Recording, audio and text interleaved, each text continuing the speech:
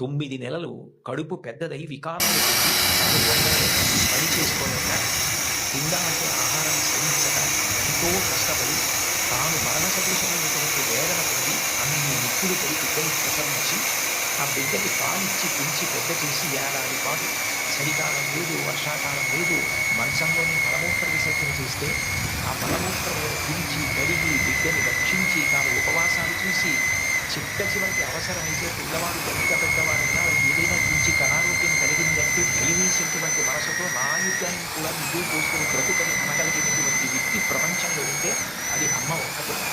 అందుకే అమ్మ లాంటి ప్రాణి లోకంలో లేదు. శాస్త్రాలు కూడా మొట్టమొదటి నమస్కారం ఎందుకు చేయించాయి అంటే మాతృదేవోభవ. మాతృదేవోభవ అంటే భగవంతుడు అమ్మ రూపంలో ఉన్నాడు అని కాదు దాని అర్థం. అమ్మయే భగవంతుడికి నది, భగవతి అమ్మ. అమ్మ భగవంతుడు రెండు కాదు. ఎందుకనంటే ప్రాణం